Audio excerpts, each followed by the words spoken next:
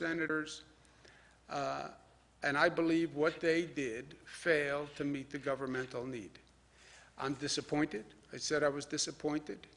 I find it irresponsible. I find it reckless.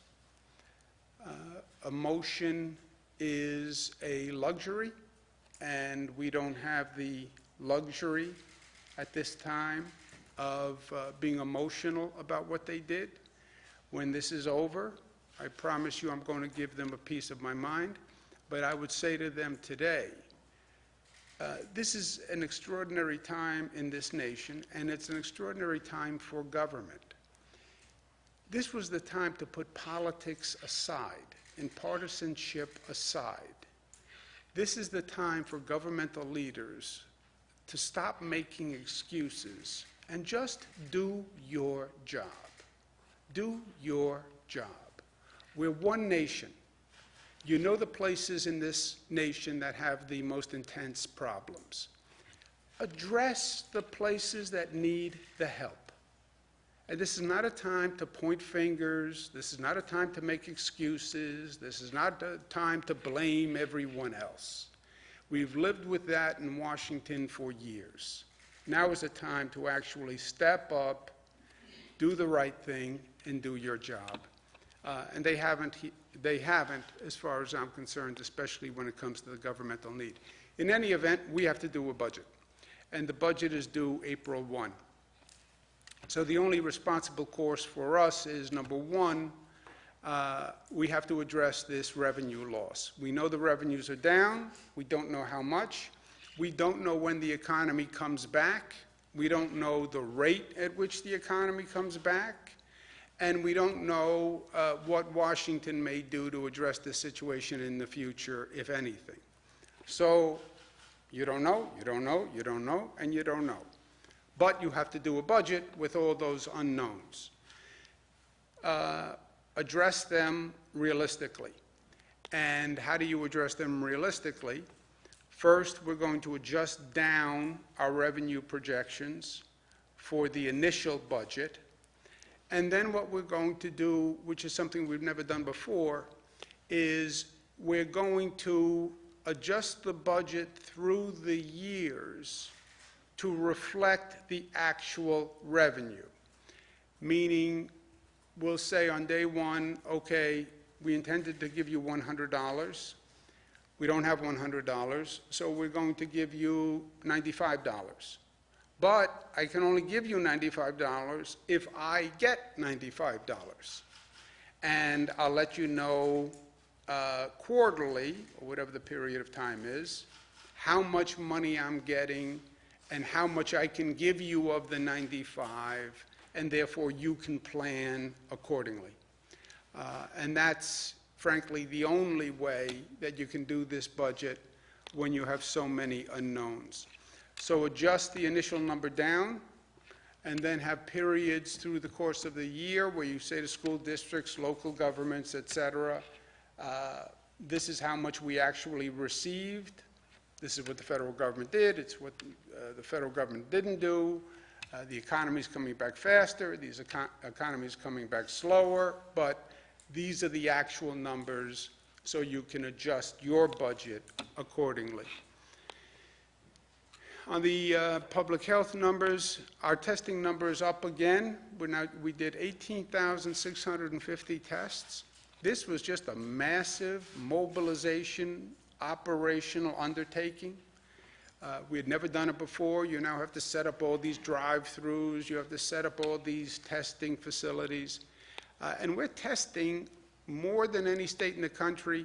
We're testing more per capita than South Korea, more per capita than China. It really is amazing what we're doing. And the testing is important. The testing is still helping you identify the positives and isolate the positives. The testing is not telling you how many people have the virus. And I think a lot of people conflate the two, and that's a mistake. It's not even telling you the increase in the rate of infection. All it's telling you is you're increasing the number of tests. And the more tests you do, the more positives you will find. And we're working very hard to increase the number of tests because we want to find the positives. This is the really bad news. The number of deaths is increasing. It's bad news because people are dying, and that's the worst news you can have. It is not bad news in terms of it being unexpected. What's happening is people who were infected, who came into the healthcare system, have been on ventilators. The longer you are on a ventilator, the more probability of a bad outcome. We now have people who have been on a ventilator for 20 days, 30 days. The longer you are on a ventilator, the more likely you're not going to come off the ventilator. And that is what is happening, because we do have people who have been on for quite a period of time. And those are the people who we are losing. That has always been the way. The longer stays without recovery lead to a higher death rate, right? And that's not just COVID, that's any medical situation that you've dealt with.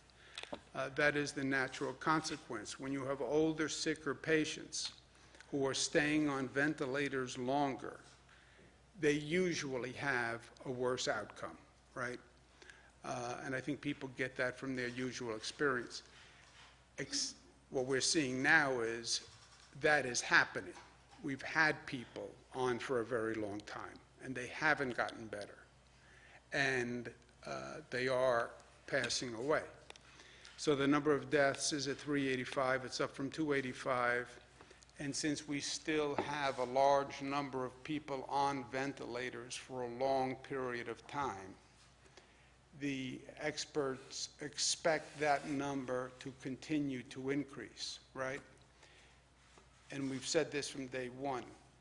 You get the infection, 80% self-resolve, they don't go into the hospital. Some percentage go into the hospital, get treated, and go home. Some percentage go into the hospital, need a ventilator, they're on the ventilator, and they never come off the ventilator. And that is a situation where people just deteriorate over time. And that's what we're seeing. That is that vulnerable population, that very small percentage, 2 or 3% of the population who we've always worried about. But that's what we're seeing. And again, we expect it to increase because as time goes on, by definition, we have more and more people on ventilators for a longer period of time. Total number of people tested, 18,000. That's the breakdown. Number of positive cases, total 37,000, new cases 6,400. The curve continues to go up.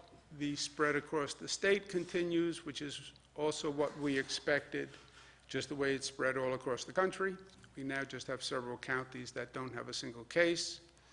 The overall number, 37,000 tested positive, 5,000 people current 5,000. So this is the point, right? 37,000 tested positive, 5,000 currently hospitalized, 1,200 ICU patients, which is what we watch most carefully because those are people who need ventilators, 1,500 patients who were discharged after being hospitalized, okay? So not to be redundant, but people get sick, 80% of the people don't go into the hospital, they stay home, or they don't even stay home, they just self-resolve.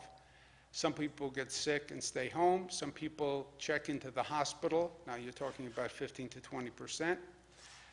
Of that, a percentage get treated and leave. Of that, the smallest percentage get put on a ventilator. That's the 1,290 ICU patients.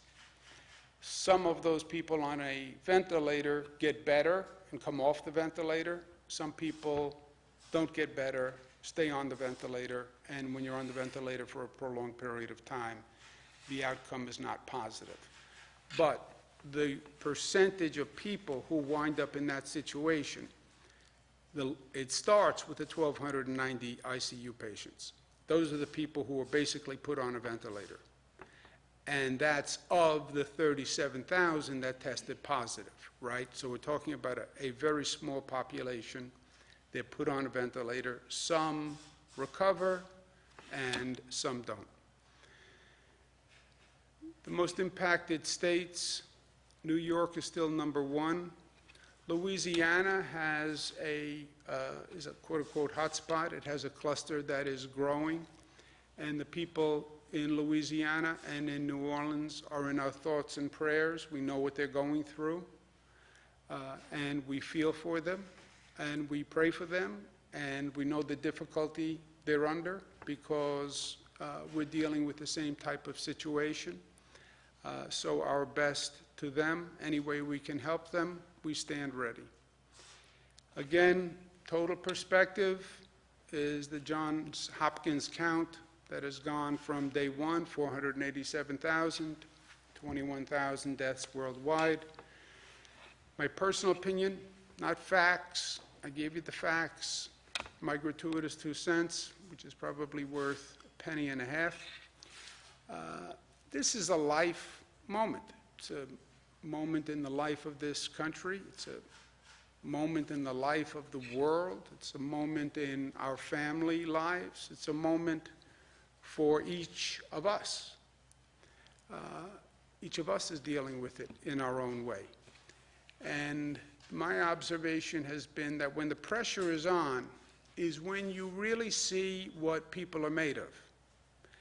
In a personal relationship, in a business relationship, people can be great when everything is great. The question is, what does a person do when things aren't great? And what does a person do when the pressure is on them? And that's when you can see a little crack in the foundation of a person. But when the pressure is on that little crack can explode, and that foundation can crumble. Or you can see the exact opposite. You can see them get stronger, but you get to see what they're really made of, and you get to see the best, and you get to see the worst, you get to see the beauty in people, and you get to see the opposite. The outpouring of support for the people of New York has been so inspiring, not just from New Yorkers. I'm telling you, from across the country, from across the world, you would be amazed at how many phone calls we get, how many offers of support, how many creative ideas from everyone. We've asked medical staff to volunteer. These are retired medical staff who are no longer practicing. 40,000 had volunteered. We now have 12,000 more people in one day volunteering to help on the medical staff. We asked mental health professionals to come forward to volunteer to offer free mental health services for people who are dealing with the stress and the trauma of this situation. We had 6,000 people. We now have 8,600 people. We have mental health professionals from other states calling up and saying they'll provide mental health services electronically, through Skype or over the telephone. I mean, it really is, it gives me such strength and such inspiration. But I don't want to sugarcoat the situation. The situation is not easy. But easy times don't forge character. It's the tough times that forge character. And that's what we're looking at right now. People say to me, people are getting tired of this situation. They've been home, it's going on a couple of weeks, they're getting tired. Well, the truth is that this is not a sprint, this is a marathon. We always said this is not going to be over quickly. I understand people are tired, But I also understand that people in this situation are really stepping up to the plate and are doing phenomenal work. So the next time you feel tired, and believe me, I feel tired, but when I feel tired, I think of the first responders who are out there every day showing up. I think of the police officers. I think of the firefighters who are up there every day, the grocery store workers who are working double shifts just to keep food on the shelves because people are buying so much food because they're nervous. The pharmacists who have lines going out the door, and they're showing up every day, day after day. The transportation workers who don't have the luxury of feeling tired because they have to get up and they have to drive the bus so the nurses and the healthcare professionals can get to work. And those healthcare professionals who are dealing with a virus that they didn't even understand, they still don't understand. And they're there working, many of them 7 days a week. So yes, we're tired. But look at what others among us have to do and the challenge they're under and how they are stepping up. And who am I to complain about being tired when so many people are doing such heroic efforts? And I also think this is going to be transformative and formative for society. You think about our children. I have my daughters here with me. This is the first time they've faced a real national adversity, right? Oh, you have a whole new generation who have never lived through anything like this. They never went to war. They were never drafted. They never went through a national crisis. And this is going to shape them. And I can tell you just from having my daughters with me, yeah, they're hurt, they're scared, but they are also learning through this. And at the end of the day, they're going to be better people for it, and they're going to be better citizens for it. I believe that, because they're rising to the occasion. And as we go through this, let's make sure that we're teaching them the right lessons and the right response. And those lessons and that response are the lessons that we get from our better angels. And during this difficult time, let's listen to the voices of our better angels as individuals, as families, as a community, and as a society. We're going to get through this. The only question is how we get through it and when we get through it. But let's make sure at the end of the day that we can say we are the better for it. And our children are the better for it. And I believe they will be. Questions? On the budget, Are talks underway for a surge of ventilators to New York? Or what's the actual plan for getting ventilators here? How might it actually work? When it can start? We have stockpiles of ventilators. They are all across the state. Any hospital that needs ventilators, we get them ventilators from the nearest stockpile. I think from a surge from the nation, from the national stockpile to New York, you were saying that if you were, thinking that the president is going to be taking steps to use the Ventilation Yeah, Act. we are talking to the federal government about more ventilators. We're talking to the federal government about more overflow beds. We're shopping for ventilators ourselves. We're splitting ventilators. We're converting anesthesia ventilators to normal ventilators. So we are all over the ventilator issue. The number, hold on one second. The number of ventilators we need is so astronomical. It's not like they have them sitting in the warehouse in the federal government. There is no stockpile available.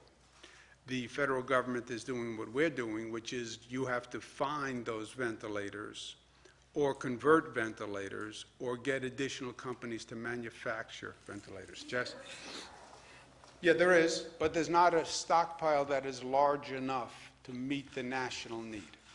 You said yesterday that the projections were showing that the hospital rates seem to be slowing. Today we see a 40% increase in hospitalization. Were the projections wrong? Are you redoing those projections? How do you write those two figures? You don't When you talk to the projection models, what they'll say is you get a fluctuation.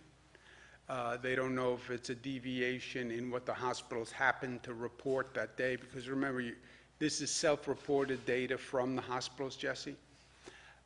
So they say you get a fluctuation from time to time. Don't look at any one day. Don't look at any period less than 3 or 4 days in sequence. So we'll just continue to watch it. By the same token, you said, Excuse me one second, Karen. sorry, by the same token, you said today and yesterday that PPE is not a problem, but then we had these kind of troubling reports that some nurses were using trash bags and kind of improvising. Can you write those two statements as well? Yeah, we've called the individual hospitals. There's no doubt that in the past few days, there's maybe the distribution is a little start and stop. But we have enough PPE, and the New York City officials say they have enough PPE for the New York City hospitals. Melissa, is that right? You had the Yeah, I conversation? spoke to Ken Davis from Mount Sinai this morning, reacting to the New York Post story I know we all saw, and he assured me that they have all the PPE that they need there. I checked in with Mitch Katz at H&H and Emma Wolf in New York City. They've got all the PPE that they need in New York City. So as these individual stories are popping up, they're reacting to them in real time, but they continue to assure us that they have what they need at the moment, and we've assured them that if they don't, we will get them what they need immediately. We have enough PPE in stock for the immediate need. Not past the immediate need, but for the immediate need, and we keep shopping. Karen? Budget, the quarterly reevaluation, is that something that you would do? Would you do it in conjunction with the legislature? And what advice would you give to school districts and local governments how to cope with that? Look, we're all coping with the same thing, first of all, right? The federal government has a revenue loss. State governments have a revenue loss. City governments have a revenue loss.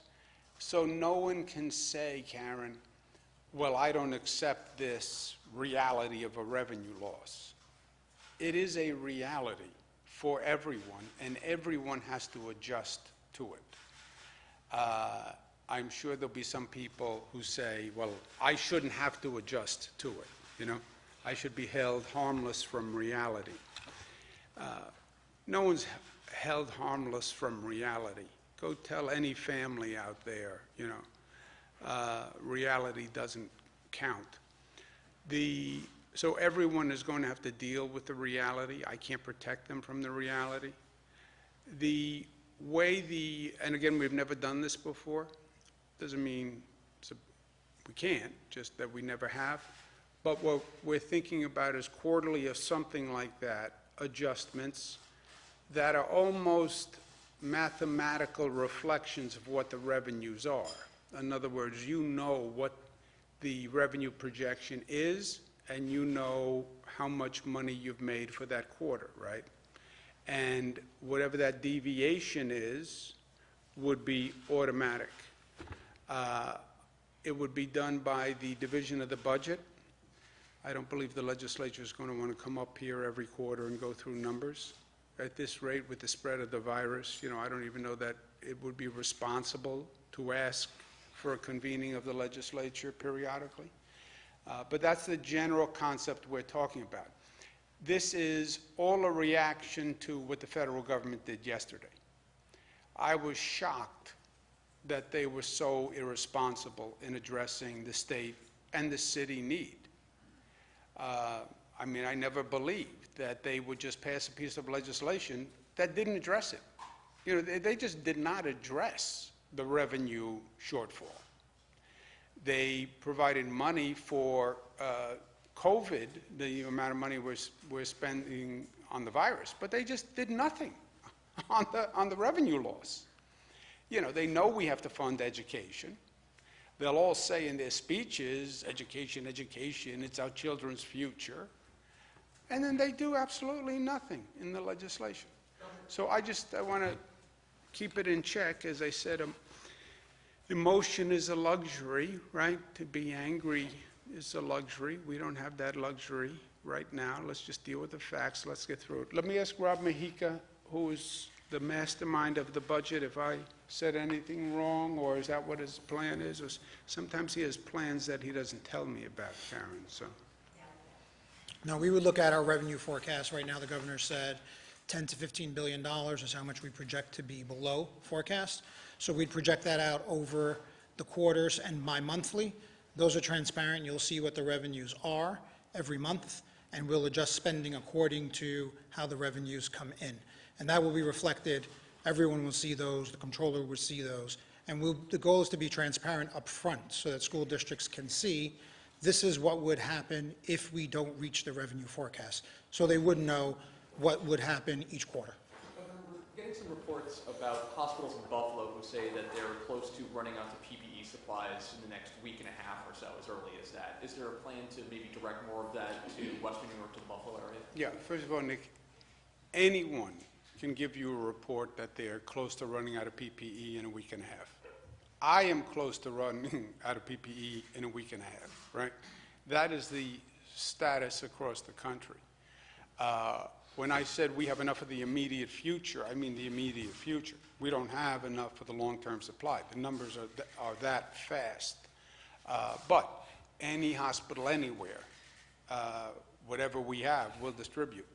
And we distribute it on an as-needed basis. So to say I need it in a week and a half, frankly, we're dealing with hospitals that need it tomorrow and the day after. That's the kind of time frame that we're dealing with. But we're doing everything we can. We're buying from China. I have people calling and volunteering private planes to go to China to pick up materials. I mean, it's really been extraordinary. But anything we have, we will distribute. New York City health officials have said Zach, that- I stopped Zach On the policy twice. side, State Senator Diane Savino said that the gig worker task force, there just wasn't enough time to resolve outstanding differences in time for the state budget deadline. What's your response? You know, the gig worker task force, I have to step back, Zach. I said I want to do everything because I don't want to just do a budget. I want to do the policy initiatives we need to do, because my expectation at this point is there's going to be a budget and nothing else. Normally, we pass a budget and then we come back for weeks and discuss policy matters. I don't know at this rate that there are going to be weeks of legislative discussion afterwards. So I'm trying to get as much done as we can in the budget. The caveat is there are some issues that you really have to talk through and think through, and the language is important and the details are important. Otherwise, you pass a bill. It's not about passing a bill, right? The legislature focuses on passing a bill. I focus on passing a bill that is the best and smartest bill you can pass, and that you're not going to have to come back and redo the next year because you didn't think it through. The gig economy is a complicated issue, and I don't believe we're going to get the gig economy done in time for the budget. If they do come back and they do stay for weeks and we have time to talk it through, fine. But if you are asking me, are we going to be ready by next Tuesday? I don't think so. New York City health officials have said that outpatient testing should not be promoted. It should not be, quote, encouraged, promoted, or advertised. You're saying the complete opposite, that we should be testing and testing as much as possible. How do we square the two if we're seeing conflicting messages from the state and city on this? Well, you test, if the city doesn't have the capacity, well, it's a capacity issue, right? If you have the capacity to test. Because flatten the curve. How do you flatten the curve? There's only two ways.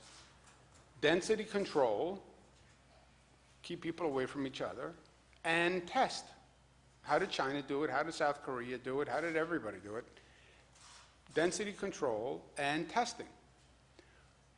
If you don't have the capacity to test, and you can only test people, for example, who are coming into your hospitals, then you don't have the ability to do it. But if you have the ability to do it, because it's a way to flatten the curve. If you don't have the capacity and the ability, then you don't do it. City hospitals are struggling right now and close to reaching capacity. Elmhurst, I think, was running at 125% at this point. How close are we to sending patients upstate where there is more availability? We have, it goes in tranches. We have more overflow capacity, well, first, within that hospital system, you would distribute patients, right? So within New York City, one hospital is at 125%, let's say. Okay, distribute within that hospital system, because not all the hospitals are at capacity. Second, you have overflow facilities that we're constructing. I'm going back to Javits tomorrow. The other ones that we've been discussing. You'd only do the regional distribution once you get past everything you can do within that area. I'm not eager to redistribute people from downstate to upstate. They're just practical consequences. The family would have to travel further to visit them, et cetera. So that's the last option. Governor, there seems to be a migration of families and individuals from the New York City area into upstate counties. Would you consider either a travel ban or authorizing these counties to mandate a 14-day quarantine? The counties can come with whatever suggestions they want. I'm not, I don't have any mandating any travel ban on my agenda. In Florida, the governor there has imposed a 14-day quarantine for anyone coming in from New York State since it's the epicenter right now. Do you think that's an appropriate step? And do you think people who are, leaving on private planes for their second home should be banned from doing that? Yeah, I'm not a doctor. I have a sister who is a doctor. A little doctor envy. I'd refer back to Dr. Zucker's comment from yesterday. He's the health commissioner from the state. He had strong opinions on that issue, and I'd refer back to that. The governor is using the National Guard and law enforcement to enforce that prohibition. I mean, do you think that's an appropriate state? Do you have concerns for New York residents who are leaving? Well, Dr. Zucker's position was it's not necessary, and I would agree with Dr. Zucker. We've talked about the apex, but how many days on the most conservative estimate until we run out of ventilators? How many days on the most conservative estimate until we run out of ventilators? The maximum projection of an apex number for ventilators was about 40,000, right? We have maybe about 12,000 in that range, ventilators. That's before you talk about anesthesia machines, before you talk about splitting, and that number changes. We don't have an estimate for when we would get there, and hopefully we never do. What's your message for getting more testing kits upstate?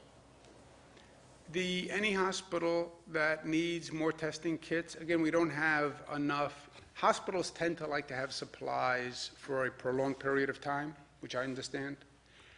So they want to have a 1-month supply, a 3-week supply. We don't have that ability. If we can provide a few days' supply, that's what we're looking at, which makes them uncomfortable, I understand, but that's just the situation we're in. But any hospital that needs supplies immediately, the Department of Health can provide them. Anyone who needs a test, and if the hospital doesn't have the supplies, we have mobile testing units that can go test a person. So they just have to contact the Department of Health. On this question, you were asked yesterday, but just to reemphasize, there's no plan in place for like a ventilator protocol where certain patients would be prioritized over others. And also, on the issue of construction workers, is there a reason they're being treated as essential workers? We've heard complaints from some who feel like they're working on top of each other. These are not sanitary conditions. Why are construction workers included? Yeah, we're looking at that now, Jesse. I understand the point, and I hear the point. I think some construction is essential, right? But it is something we're looking at, because I understand the point, and it sounds right to me. Yes, yes. The Department of Labor today reported 3.3 million people have filed for unemployment. What's your message? And it's probably a lot more considering the people who can't apply or have been waiting in line. What's your message for the people who have lost their jobs over the last several days? Yeah, it's not, no one has lost their job, I would say, to provoke them. We have all lost our jobs. It's different. when you lose a job, it tends to suggest maybe you did something wrong, maybe it was your performance, a statement, an evaluation of you. This has nothing to do with you. It's the circumstance that we are in, and we must correct it. There's a strength in the fact that it's all of us, right? When it's just you, then you're on your own. When it's all of us, that suggests we have to do something about it because the collective demands it. And that's where we are. I am sure it is a terrible feeling and a frightening feeling for everyone, Nick, for everyone. Nobody's been here before. I'm out of work, my business is closed, I don't have a paycheck, I can't leave the house has the family in it, or I'm all alone. No one has been here before. And that's why, look, it is going to change us. I really believe that. It is going to help form a new generation. I can see it in my daughter's eyes. When I talk to them about this every night, I can see the fear. I can see their eyes open wide. They're taking it all in. What does it mean? This is going to form a new generation, and it will transform who we are and how we think. But you're not alone. You're not alone. Nobody is alone. We are all in the same situation. Let's do someone who hasn't answered a question, if that's okay. What's the plan for Ask a question. What's the plan for schools beyond the original shutdown order, particularly for school board elections, the regents exams in the spring?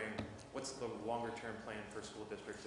We're looking at on an ongoing basis, unless you want to add something, James? The only modification to that is the ELA exams, the math and science exams were suspended, basically canceled for this year by the State Education Department. As the governor said, the school closure plans are set to come back on. We're looking at that right now. Let's take one more from someone. Did he answer your question? Sort of, but like New York City's already said they're closed till at least April 20th. This order only goes to April 1st, so just like how should schools be planning for that? We're evaluating, the governor's evaluating that now, and there's going to be a decision on whether to extend the closure. Remember, the 180-day waiver ends effectively April 1st, so whether to extend it or not is being considered by us right now, by the governor right now. Let's take one more from anyone who hasn't asked a question. A couple of days ago, you mentioned getting people back to work, and we have to start thinking about that. Do you have a plan for that now, or is that still something that you're working out? It's something the nation is working out, something that we're working through. And I think the smartest way forward is a modified public health strategy that dovetails and complements a get back to work strategy, right? What we did was we closed everything down. That was our public health strategy. Just close everything. All businesses, all workers, young people, old people, short people, tall people, every school, close everything. If you rethought that or had time to analyze that public health strategy, I don't know that you would say quarantine everyone. I don't even know that that was the best public health policy. Young people then quarantined with older people was probably not the best public health strategy, because the younger people could have been exposing the older people to an infection. So how do you modify the public health strategy to make it smarter from a public health point of view, but also starts to get you back to work? Younger people can go back to work. People who have resolved can go back to work. People who, once we get this antibody test, show that they had the virus and they resolved, can go back to work. That's how I think you do it. It's not we're going to either do public health or we're going to do economic development, restarting. We have to do both. We have to do both. That's, no, but we're working on it. And I think that's the same thing the federal government is working through. I'm going to go to work, guys. Thank you very much.